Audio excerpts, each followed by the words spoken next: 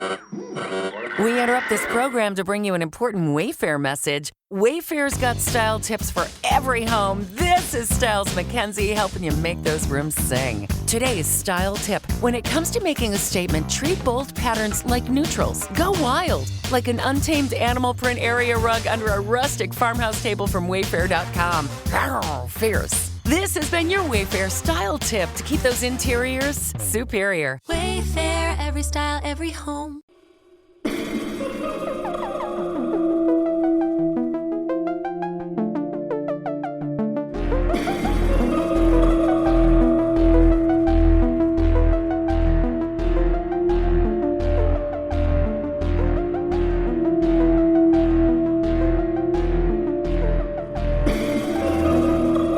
Welcome to Laughing in the Dark, an Are You Afraid of the Dark rewatch podcast. For 90s kids, Are You Afraid of the Dark was appointment television every Saturday night, a spine-tingling horror anthology delivered gently, befitting its Canadian roots.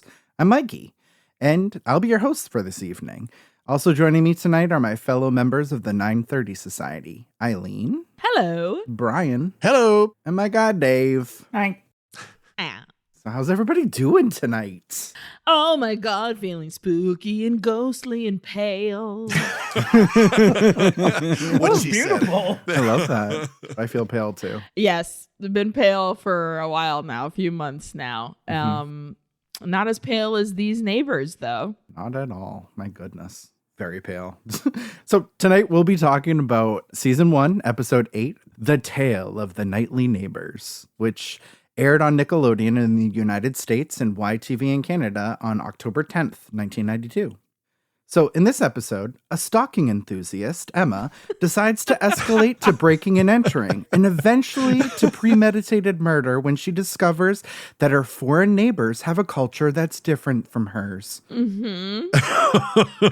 Sure, they're vampires, but here we celebrate diversity, Emma. Okay? She absolutely was this close to calling ICE.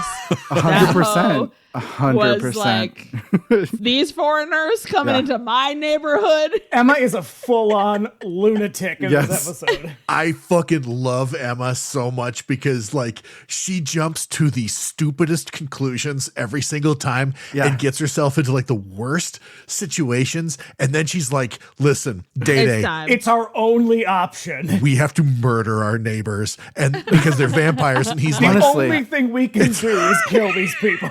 Crazy. Absolutely crazy. I also like to point out that we are back to these weird-ass names. Her brother's name is Dayday. What in the hell? I gotta know if this is like what is one of the writers doing this, or was this just a thing? I feel like we're being punked. Like, I just don't get it. Like, I hope it is a writer's Dayday? thing where they're just like, hey, what's the weirdest name you can think of? Weeds. Just say the Dayday. first thing that comes to mind. I know. I'm trying to think what Dayday could be the like short for, or like Andre, but like that's not David. David. Dayday. But Okay, why the sure. fuck would you? That is not a it's not a nickname. It's not anything. No, it's not. It's not. It's so because you'd be dumb. like Davey, or you know what I mean. Yeah. Like, you have other names. You wouldn't be calling him Dayday. Or like maybe like that was like the nickname in this writer's family. You know what? I'm gonna christen you Dayday, Dave. No, you're not. Your Oh my Dayday. god, Dayday! He's like, absolutely not. At least for these episodes. If you get to call me Mikie, I get to call you Dayday. I don't get to. I have to. I have never once in 7 years called you Mikie. It's very true. Oh my god. I actually remember this episode. I watched it back in the day, and I was terrified by it because I was just a ridiculous person that was terrified of vampires. I have a very specific memory of this episode, and it is very much the final shot of the With the teeth. Yeah. with the teeth. Oh, That's what I remember, and I remember being terrified. I think I knew this about you, Mikie, Yeah. because yeah. Davis has outed you so many times on Bring Me the Axe. Just in general, spooky vampires. Vampires. Is not your Oh, jam? ask him about the leprechaun. So, well, vampires fucked me up because of Lost Boys. Sure. I was exposed to a lot of things way before when I should have, because of my Aunt Charlene and my brother and my sister. I used to sleep every single night with a protection sheet that was wrapped around my neck because I was psychotic and probably should have sought therapy. But instead, I just did this to protect myself from the vampires that were going to come and get me when I was a child. Yeah, I was crazy. Listen, you don't have access to this much garlic, so I get it. It's true. It's true. I would like to point out that when this episode aired, you were like 15. I was like 13. I was 13. Come on. It's fine. Why are you coming for him like this? I know. I'm just saying, it's not. I just want everyone to be aware he's not like 8 years old. This is happening. I mean, I just stopped like using the sheet around my neck like last week. So, I mean, it's gone on for a while, guys. Wow. Deep trauma. Deep trauma. So, if there's nothing else that anybody wants to say about the episode, I think it's time to dim the lights and tell the tale. Submitted for the approval of the 930 Society. This one's called The Tale of the Nightly Neighbors. So we start with a full moon, and Kristen wonders why we only tell scary stories at night. If the stories are scary, they should be just as scary during the day. But Gary's like, nah, girl, bro. Shit is always scarier at night, and Kristen wants to know why, though. You want to know what? What? Gary is wise. He's wise in his ways. Yeah, he is. He is. He sure is. Yeah, he is. Cute. David says that you can't see stuff at night. And to prove the point, Kiki pops up from behind him, saying that some weird shit might jump out at you from the dark and scare the piss out of you. And then she cackles maliciously. Kiki is exhausting. She truly is. I do not like Kiki. Kiki is fun. No, she's fun to a point, okay? She's like the Sardo. Sardo of the group. Where it's She's just like, absolutely Sardo. yeah, no, Kiki's fine, like, but other people are going to be there too, right? Yeah. Kiki takes the B12 right out of me. Do you know who loves it, though? Eric, because he is a supportive queen, and he lolls until he realizes that Betty Ann is telling this story tonight. Oh. And they're on a real run, though, this time around, where they're just like, hey, everybody who's telling a story, your stories really aren't very good. You're you a get piece better? of shit. Yeah, Fucking mid as hell. Who the hell do you think you are? You're about to get kicked out of the society true. unless you prove yourself with a spooky story, bitch. Yeah. Because everything you've been saying has been hella lame. It's true. I just think that hating Betty Ann is just naturally part of some people's DNA, like mine. Like, it's definitely in my code as well, so I get it. So I feel safe around you guys. So I just want to let you know that I hate Betty Ann with a fiery passion of 1,000 suns. I don't know what exactly it is, but I'm going to figure it out with you guys. She just sucks. She's shady. She is. I can sense that vibe. Yeah. She's insulted, then asks Eric what his damage is, and he lays it bare for her. Her stories are kind of gross, but they always end happily ever after, which is boring. And Frank says that Eric is gross and boring too. And honestly, boys, just kiss because you're amongst friends and the sexual tension is killing me. No, they're not friends. That's the whole point. Gary's like, we actually don't like each other. They're frenemies. You know what? Yeah. This is where Eric got the heated rivalry. Oh my God. Yes, totally. Right here. It's this tension. Also, I got excited because it sounded like they were setting us up for an episode where everybody dies. It's true. I would like an episode of this show where it's just like, and then Grandma didn't come back. There was that one where Aunt Dora got trampled by a horse. That's true. That was amazing. So Betty Ann agrees that things are always scarier at night, especially in her story. And she grabs the fire dust and tells the gang that she's submitting for the approval of the Midnight Society, except for Eric. In your face, Eric. Zing! I know, and he just kind of gives her sass, and I love it. And she's going to start the tale of the nightly neighbors. So we get a shot of a television broadcast of the Night of the Living Dead. Woo! They're coming to get you, Kiki. Yes. So a boy that looks like Timmy the doll from Passions nervously chomps on popcorn until we see a hand reach up from behind him and grab his shoulder, and the voice screams. And that kid just absolutely loses his shit. He tosses popcorn. Yeah, listen. This kid is not prepared for Night of the Living Dead. If he gets jump scared so easily, he's about to watch some people get eaten. Yeah. Also, seriously, that ends with a man being shot to death. Yeah. Why is a kid watching A it? black guy gets killed by a white mob at the end of this Dayday. I don't think you're ready for that. Yeah, Again, buddy. setting us up for an episode where everybody dies. Honestly, yeah. So he tosses his popcorn up in the air as his sapphic sister, Emma, starts lolling. She just thinks that shit is hilarious. And she mocks him, telling him that if he doesn't stop watching TV, that he's going to end up like their father. And he's like, let's fucking go. If he ends up like dad, he can send her to her room. And she responds by dumping the rest of the popcorn over his head and telling him that he's a zero and he'll always be a zero. Just like dad. I know. She's such a bitch. Sitting in front of the TV. Ew, gross. Why don't you have another beer, Dayday? Just like dad. It's your father and he's been drinking. Paul's coming from inside the house. You're not going to catch her sitting around like some toad because there's a ton of shit going on around in the world, Dayday, and she's not going to miss any of it. Yes, his name is Dayday. Also, Emma, shut the fuck up. There are so many good horror movies out there. It's Hello. And true. watching TV is the best thing that you could do ever in the world. How dare you? Grow the fuck up, Emma. I know, and it's Yeah. night. It's not like, it's during the evening. Like, what else is he going to do? He's not going to, like, go out and run a fucking marathon. Like, come on. Girl, you're gonna tell me that your parents aren't putting you to bed at fucking 9:30, bitch? Shut the fuck up. Also, what's the alternative? Murdering the neighbors? Yeah, well, Seemingly so. to prove her point, she saunters her nosy ass over to the window and notices that there are some new neighbors that are moving in. Hello. We see a man, a wife, and their son outside watching the movers carry in all their shit. And Dayday is all fucked up. He's like, oh my God, those people are moving in at night. Gross. That's so gross. Weird. I know. So Some weird. people have jobs, Dayday. I know. I was gonna say, Not like dad. maybe that's the time that they could do it at Dayday. So he looks out the window and starts judging their black clothes. And Dayday needs to shut his whore mouth because I feel attacked.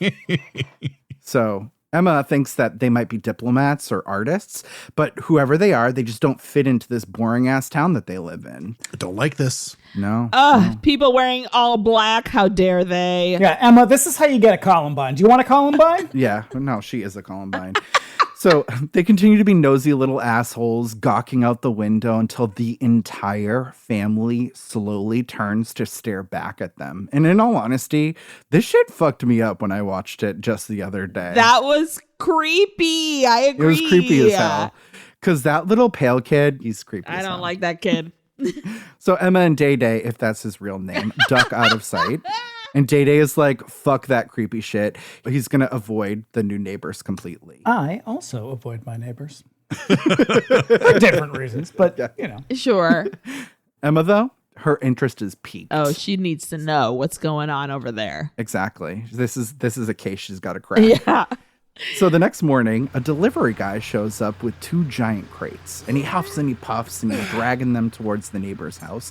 And Emma and Dayday decide to seize the opportunity to get some intel on what's up with these nocturnal neighbors. I think this is a good time for a fashion break too, because we need to Girl. discuss Emma's outfit. Emma is dressed like one of the Indigo Girls.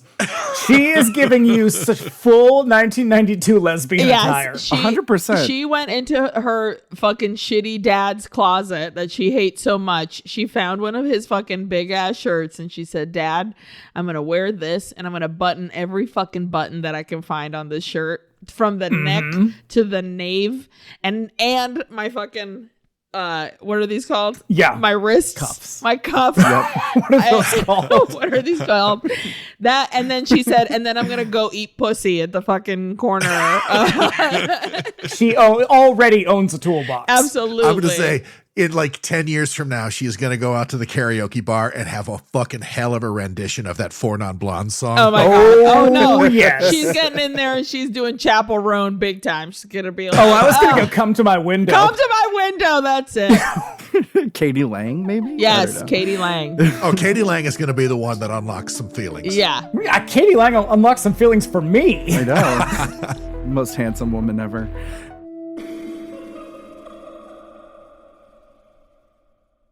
Confronting high credit card debt can feel scary, but the good news is, if you owe $10,000 or more in credit card debt, financial relief options are now available. National Debt Relief is currently offering debt relief designed to reduce what you owe and put you on the fast track to becoming debt-free. If you qualify for debt relief, you may be able to pay back less than what you owe and save thousands of dollars. Just visit nationaldebtrelief.com. Imagine only paying one low monthly program payment you can afford and saving money as you become debt-free. National Debt Relief has already helped bring debt relief to over 550,000 U.S. consumers, earning thousands of five-star reviews and an A-plus rating with the Better Business Bureau. You're stronger than your credit card debt. Let today be the day you start turning things around. Take the first step and visit nationaldebtrelief.com to see what debt relief you may qualify for. That's nationaldebtrelief.com.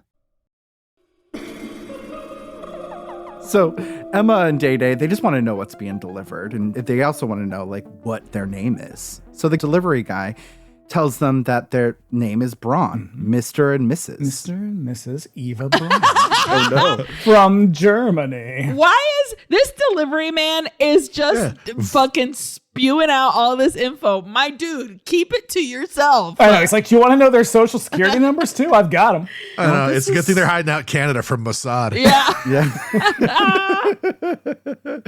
So he flashes the receipt to the kids, which says that the crates are actually from Ukraine. Actually, Ukraine. He says they're from the Ukraine because I have a note that says it's just Ukraine. You don't need the. The Ukraine. So Dayday is a dumbass, and he asks if that's near Disney, Bitch. and Emma's like, "No, you dumb bitch, it's Russia. It's near Russia."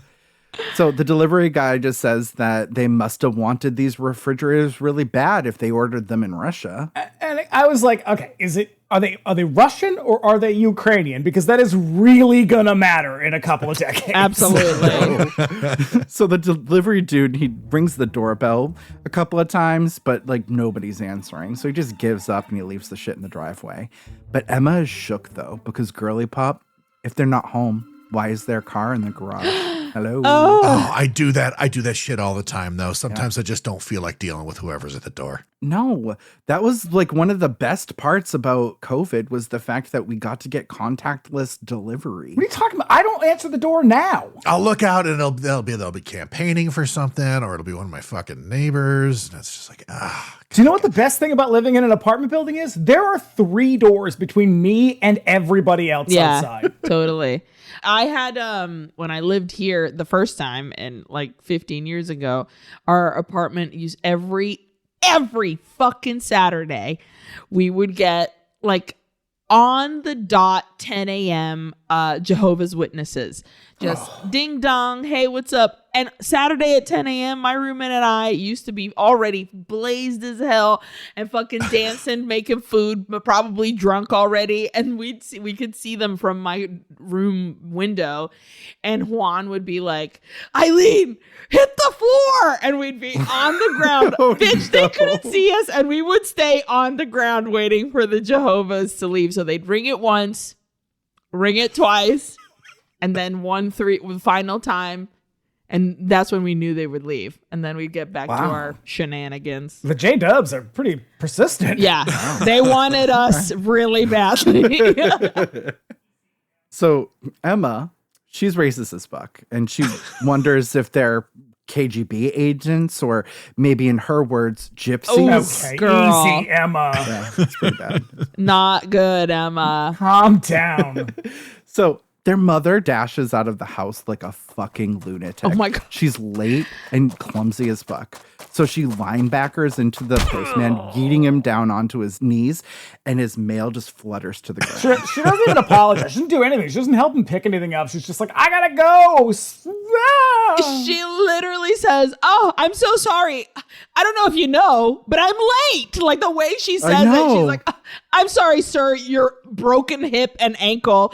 I'm late. Don't you know this? I know. She's like, adios, motherfucker. This was the straw that broke the camel's back because later on, that guy went, as they said in the 90s, postal. Mm-hmm. Absolutely. No survivors. None. That old man, he couldn't lift a fucking gun, dude. He was like, who That joke cares? is only funny now because it was so long ago. So the kids try to make up for their personality disordered mother, saying that she gets crazy when she's late. The postman, Mr. Mitchell, says that it's all good. And Dayday notices that Mr. Mitchell has this like comically large band-aid on his neck. Yeah. And he's like, oh my God, dude, are you okay? And Mr. Mitchell's like, oh my God, I just have a touch of something. Ever since the bronze dropped by the other night, he's been as weak as a kitten. So the new neighbors just went and hung out with the postman? That was my thought. I'm like, so they just like showed up at this dude's house. They were like, we're going to start with the postman. Yeah. Absolutely. Like, that's a bad idea. They said, we got to get to know our neighbies. He's the only one in town who does anything. We want to make sure those Amazon packages are getting to our house on time. Don't worry, Jeff Bezos has a solution for that, and it doesn't involve the U.S. Postal Service. You're right. They're just checking him out to see if he's okay because they have so many darknet drugs coming their Yeah, way. it's true. I mean, the best way to ensure prompt delivery is making them into a thrall. So I get it. exactly. Yeah, they were like, don't worry, it's going to say live snails on the box. It won't not be. live snails, though. It's 100% a flamethrower. So Emma was obsessed. And the more she watched, the more she realized that they were just a little bit strange. Emma needs to read a book or something. For real. She honestly does. So we watch as Mr. and Mrs. Braun easily lift the refrigerator crates into the house, and she is shook. Later, she watches as the whole family steps out of the house into the night. And they look like a perfect German art rock band. Yeah. It's beautiful. Yeah, they got songs about the Autobahn and and Tour de France. They're the cover of that album in The Big Lebowski where Flea and what's his name? You know what I'm talking about? They're nihilists. Yeah, they're nihilists. They're about to get a bowling ball to the stomach. So Betty Ann says that the Brauns didn't take to anyone, and no one even saw them during the day, even their Victorian ghost-ass looking child Lex. So one night, Emma takes out the trash and gets an absolute jump scare when Lex Braun pops out of nowhere and invites himself over to their house to play. Bitch, I know. get out of here. I would be like, excuse me? I know. No. Yeah, no. And she almost like tells him no by beaming him in the face with a friggin' trash can lid. She's like, no, dude, it's way too late. And he just like kind of like mopes and sad boys away. He's like, maybe some other time. So we get a Betty Ann voiceover saying that no one at school knew about Lex. And the strange disease that Mr. Mitchell had started reaching pandemic levels in the neighborhood. Called Grid, Betty Ann. Have some respect. God damn it. We're going to hell. So we get a shot of two people in the park with bandages over their neck, just like Mr. Mitchell, falling asleep like two boozy Susies. Just chilling in the park, just like, hey, sir, I don't know you, but do you mind if I rest my head on your shoulder? It's the beginning of a romance. That was their meet cute. Aw. So Betty Ann says that shit is weird out in these pandemic streets. So shit was popping off until one night, all of the pieces of the puzzle came together for Emma. So the shot sweeps across Emma, sleeping in her bed, and the windows open with a gust of fog. Dry ice, welcome back. Emma's eyes immediately flick open as she watches Mr. Braun levitate into sight as fierce organ music tells us to freak the fuck out. Honestly. Why is it always Phantom of the Opera? That's the only organ song I know. It's true.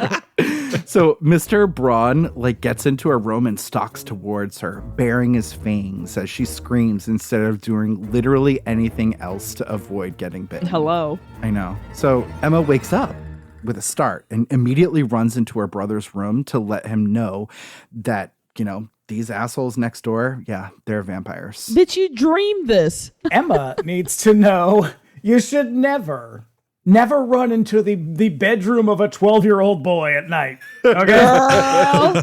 Girl. She almost got an eyeful. Her conclusion to murder her neighbors is based on a dream 100%. she had. I like her style. So she says that she knows what's wrong with the Brauns. They never out during the day. They're from near Transylvania, and now everyone is catching Mr. Mitchell's strange disease and getting all weak and pale and have comically large band-aids on their necks. This can only mean one thing, and she is convinced that the Brauns are vampires. Those crates, yeah, they had coffins in them. And she's gonna B&E into those people's basement and find some fucking coffins, y'all. Girl. Yeah. She's crazy. Well, as somebody who just recently moved, I had some very tall boxes that I brought from New York, and they were just like closet size things, like for hanging stuff, which I was like, oh, this seems very innovative. You put a fucking bar at the top and you put all your hanging shit. I was like, oh, girl, I could just go beep boop from one thing to the other. Love it. Very easy. So if I had a neighbor that was Emma, she'd be like, that's her fucking coffin. And then she'd come into my house and kill me in the night. Yeah, if you had a fucking jingoist monster for a neighbor.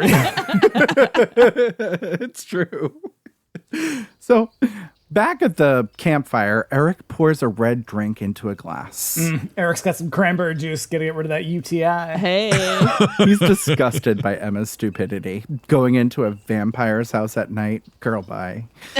David's not so sure that there even are vampires. But why are people getting sick? And Kiki just thinks that they're getting fed on, and she loves that shit. And she takes a big, giant swig from the community thermos. Get a cup, Kiki, you fucking monster. Yeah. Jesus. I know. I'm starting to agree with Aileen on Kiki. I don't know. Oh, God. She's just gets on my last nerve. Damn it. Yeah, because they're like, isn't Kiki such a dude, isn't she? Yeah. She's too much yet. Not enough. They're fucking eating them hella good. Love it. Let me get a swig of that Kool-Aid, dog. Like, shut up, Kiki.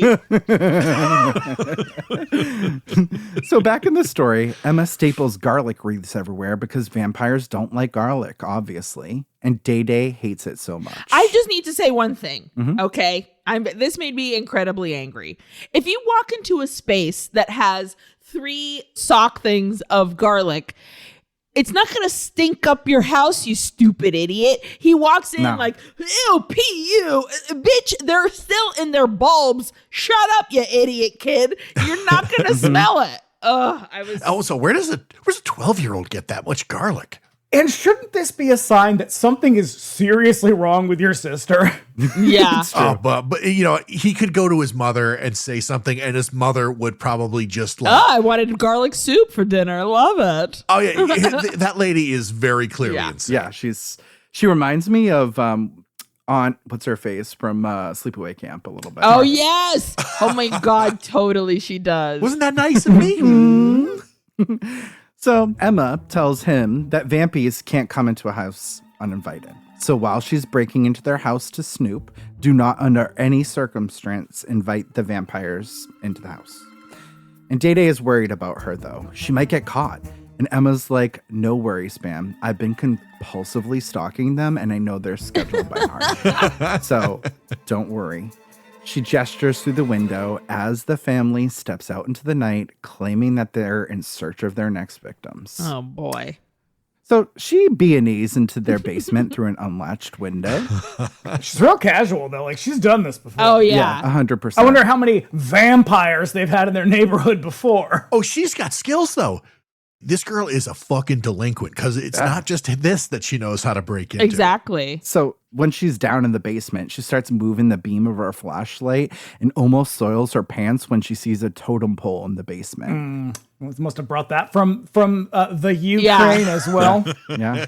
Where they are known for their, it's not a totem pole. It's like a giant wooden Indian, like a cigar store. Exactly. Yeah. Also, this is totally the burbs, 100%. The house probably won't blow up at the end, though. They don't have the budget No. for it. I mean, I wish it would have. I mean, we don't know. It could have. That's true. They don't have that many loonies. Or toonies.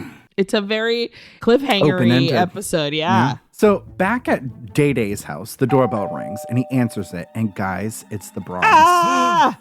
I know. They introduce themselves and ask if they can come in. And his shirt is so ugly. It truly Dude, is. his shirt is the most 90s shirt that there is. It has the weirdest fit. It like goes Yeah. down to his thighs. Yeah. And Yeah. like that Well, 'cause purple and remember, green. like, that was the Yeah. thing. In the 90s, like, everything was too Huge. big. Remember starter jackets?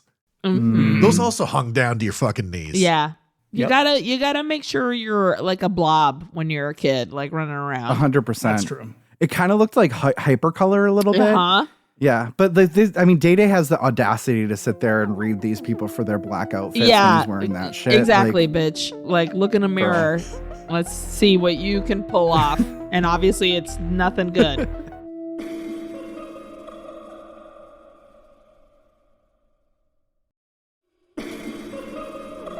So they ask if they can come in. And he's like, yeah. But then he remembers that Emma was a bitch to him, telling him not to invite them in. So he says that his dad isn't home. So, no. And he closes the door until his personality disordered mother decides to engage with her children for the first time. Oh, hey, girl. She's like, who was there, Dayday? And he stands in front of the door. He's like, no one. It was a mistake. And she shoves him aside. And man, she is delighted to invite these fucking weirdos into her home. Rookie move. Rookie move, Mom. What time is it? I know it's nighttime, but like, are we talking daylight savings where the sun goes down at 5 and they're here at 6? Or are we talking it's fucking regular and they're here at 10 p.m. and I'd be like, bitch, I'm going to bed. Well, it's probably daylight savings because it's October 10th. Okay, you're right. Remember. Yeah. Okay, so so it could be a 6 p.m. situation. It could be. And it's up in Canada, so they do get darker sooner up there. Okay. I'm changing my mind. But they are a very inviting people. They're very warm and kind. Come in, A. So back in the Braun basement, Emma has zero sense of urgency. Girl. She's literally just fucking sitting Chilling. there like, Yeah. I'm like, bitch, you're not going to find anything just sitting on a crate. Yeah, she just slowly meanders towards a padlocked metal door. It's just so ridiculous. So we switch back to Dayday and Mommy Dearest, and Mommy mentions that her husband works late. She's also enunciating every God. word, like really Yes. enunciating. Yeah, it's the Canadian version of the mid-Atlantic accent. Yes. My husband is at work today. She's doing it for the back rows, that's for sure. He shan't return until later in the evening. I love it. Emmy award-winning over here, you. Aileen. So Mr. Braun gets it. He's like, I work evenings too. And it's been so hard for their very, very pale son. And Mommy Dearest asks what they do for work. I too wonder what they do for work. I wondered, how do vampires get a work visa? Yeah. So Mrs. Braun says that they study with paramedics, with ambulances to learn visa. new techniques to bring back to their country. And Mrs. Braun thinks that this shit is fascinating, but sometimes it's so bloody. Oh. And Dayday's mouth just like slowly mouths the word bloody nervously. Bloody. This woman is also as fucking French Canadian as it gets. Oh my God, totally. She's like playing a German. It's true. She's gorgeous though. My God, Gorgeous. so Loved her. Right. This dark Yeah. lipped, she looks so vampy. I was like, yeah, you've been cast beautifully, lady. correct. They came correct with her. Yeah. So back in the basement, Emma yanks a red tarp and is bummed to find that it wasn't a coffin. It was just a padlocked fridge. Damn, girl. How does it feel to be wrong? And she's so wrong. She's like, Dayday is never going to forget about it. The worst. So why is the fridge padlocked? That shit is sus. And she talks to herself because that's what you do. And she's like, if I can crack a lock at school, I can crack them here too. How? Be cracking locks anywhere. Girl, why are you cracking locks at school? Stop stealing my books. I am dying to know because they present this as this like yeah, of course she can crack a fucking safe. Yeah, she's just so cute and quirky, I guess. I don't know. And also, leave my beef in my freezer alone, damn it. I'm going to need a t-shirt that says, leave my beef in my freezer alone. That is a euphemism if I have heard one before.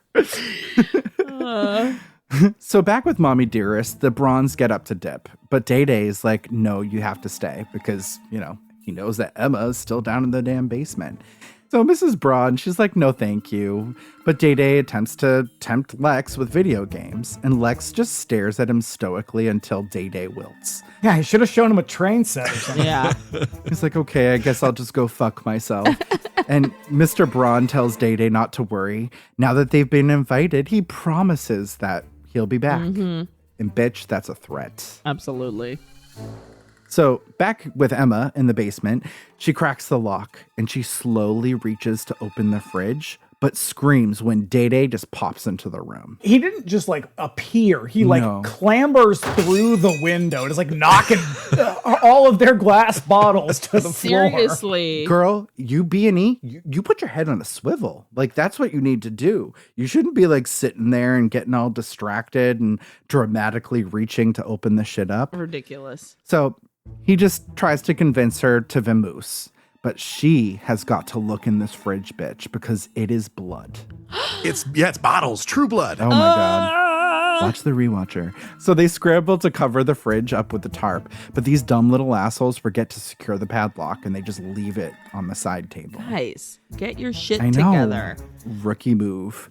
So back in Dayday's bedroom, Emma is spiraling. Dayday thinks that they need to tell someone, mom and dad, or the police. Mom and dad. Mom and dad. Mom and dad. Emma decides that the only good way to follow up her BE sesh is a little homicide. She picks up the bat, and the implication is we have to beat them to death while they sleep. She's such an intense person. Like, she's I terrifying. fucking love her. She is a psychopath all the way. Oh my God. So the next day, Emma is ready to annihilate the family next door. So she passes Dayday a backpack with implements to kill the family, as one does. So there's some wooden spikes to drive through their hearts. And Dayday is like, oh, whoa. No, I'm good. But Emma will not hear it. She's like, if we don't do it first, the Bronze are going to come for them tonight. And then he's all in. Yeah. He's like, all right, cool. Yeah, girl. It doesn't take that much. I get it. So they break in through the basement window again and throw their shit inside. I have another fashion moment. Why are the strings on his sweatshirt so long? They're incredibly long. They're like down to the bottom of the sweatshirt. Does he have it pulled like... No. No, it's still No. regular hood kind of Yeah. thing? Yeah. Weird. And it's not good because, like, you're trying to be in a place you don't want to have loose clothing that they can grab onto. No. That's Doesn't what use I know. Sardo. No. It's got to wear that cat burglar shit. Yeah. Come on. Dress for the job you want. Exactly. So they walk towards the metal door and Emma starts working her ne'er-do-well magic on it. And they are talking at full volume. Zero urgency. Just like, hey, girl, you want to pass me that thing? Oh, my God. Is that crazy? And meanwhile, they're like, like they could be anywhere. Like, yeah, they might be asleep in their coffins, but I mean, you don't know. You don't know where they are. Totally. So they frantically attempt to crack the lock, securing the door, completely unaware that the doorknob to the door upstairs is slowly twisting. Except they could probably hear it because it's just like clang, clang, clang. It's With very the true. trolley. So Emma and Dayday are in danger, girl. And then the lights turn on. I know. So they both decide to hide underneath a folding table. Girl. Okay, well, sort of. She's half underneath the table. This is the worst hiding place. This drove me fucking nuts. Truly. It's really, really bad. So a figure just spelunks slowly down the stairs with less of a sense of urgency than Emma, which is saying something, and walks directly next to them. But for some mystifying reason, they don't notice them under the table at all. And they just walk away, and the kids climb out of the house quickly. They must be blind, that person. That vampire was like, can't see during the day, because literally it's like all you had to do was, oh, there they are. Like, I know. Also, kids, you assholes went to all that trouble. They're gone. Yeah. And you leave? Open Yeah. the fucking door. Let's see what's in there. Exactly. hello. You made weapons to kill them. You listen, you got to commit to murder if you're going to do it. If you're gonna do Yeah, it, you already committed to murdering some people. You stay in that house and you kill those people. yeah, damn it. Messed up. So safely outside, they actually end up running into Mr. and Mrs. Braun, carrying a cooler with a giant red cross on it. And Emma immediately just like brandishes her cross at them, and Mrs. Braun just giggles at her. That's so embarrassing, Emma. You're so know. cringe. You fucking idiot, Emma. Honestly. So Dayday is like, but I thought you worked at night. And Mr. Braun says that their schedule changed. Oh, and that blood in the basement, that's just a surplus that they're storing from the hospital. No big deal. Hospital's just storing loose blood in Yeah. jars in the basement. To of these people's random house. people, random immigrants that just arrived from the Ukraine. The Ukraine. The Ukraine. Exactly. And so they're like, oh, excuse me. Did you just come to the country? Will you hold our blood for us? Thank you. It's just loose in these jars, please. In these- No labels. in No, these it's old fine. glass jars was like, that definitely held like Kool-Aid before or something. I know. Sunny D and shit. So crazy. So Mrs. Braun just is like completely unbothered by all this shit. And she's like, oh, I'd like to set up a play date with you, Dayday, and Lex for that evening. You don't set up a play date for a 12-year-old. These people are fucking oblivious. They almost murdered these people. Yeah. Yeah. But I mean, we'll see what's going on with them. So Dayday thinks that Emma is a fucking moron, and he is correct. He's not wrong. I mean, she's insane. Yeah. Sure. They work at a hospital, and Emma's like, how was I supposed to know? And then he mocks her, reminding her that she was actually hunting them to kill them not even 5 minutes before then. And she gets pissed. All right, she made a mistake. And Dayday just thinks she's a loser. And then they storm off. Classic. Now, down in the basement, the Brauns knew what was up. Those little bastards broke into their house. But you know what? That shit doesn't matter, because tonight is the night, y'all. They walk over to the metal padlock door and they open it, and they tell their master to wake up. The sun is gone, and the coffin that's leaned up against the wall creaks slowly open, obscuring who's inside. And they tell their master that his plan to come here was A++. There's like so much fresh blood here. Okay. So Ukraine is like, guys, my blood is not fresh. It is like, You should go to Canada where they just give you crates of it loose in absolutely jars. loose in jars. Go to Canada. It's so much better. Ours is old blood. It also doesn't make sense why they need to feed on people if they have all this. Exactly. You got a surplus, man. You don't need to. Just drink it from the jar. Yeah, but they just said, no one would believe that a little boy could be a vampire. And then it cuts back to Lex, who just like sits there and smiles. And then his little fangs just like kind of pop out and they all laugh. Yeah, but he's like holding his head sort of back. You could tell he's like holding them in. Yeah, he's Yeah. like if you please. move your head or laugh, they are falling out. Yeah. Terrifying. So back at the campfire, everybody is real fucked up. Yeah, because they're like, oh, that's the end? Yeah. That's the end of your story? Yeah. So There's no resolution, Betty Ann? No. Apparently, so is Dave. So Betty Ann just leans in and says, with ghosts and ghouls, there are no rules. Yeah, but with stories, there are, Betty. But a vampire's bite only happens at night. And with that, Gary confirms the ending of this meeting of the Midnight Society. And they douse the fire with UTI prophylactic. He disgustedly decides the meeting's And they over. were giving Gary shit about his stories being garbage. Totally. Yeah, it was true. But I mean, I guess we can kind of fill in the blanks and decide what happens. If you want the house to blow up, you can have it. That's what's happening in my head. Nice. Like she Okay. goes back down in there and just sets the whole place on fire and then busts a gas main. And then that little boy walked out of the house as it's aflame. And he says, now I'll go to Mexico. Wouldn't they definitely know what to do about vampires there? Yeah. Yeah. Well, on behalf of everyone on this pod, I'd like to thank you for taking the time to get spooked with us. Check back in 1 week when Dave will tell us another chilling tale. Until then, you can find Aileen on Uy Que Horror, Bryan and Dave on Bring Me the Axe and 99-cent Rental, and me on The Rewatcher. Laughing in the Dark is written by us and produced and edited by Mikie Soroyce, with music by Brian White. Our incredible key art was created by Vin Elio. You can keep up with us in between episodes by following us on Instagram at laughinginthedarkpod, or you can email us at laughingpodcast@gmail.com. And if you're listening on YouTube, be sure to like and subscribe. We sure would appreciate it.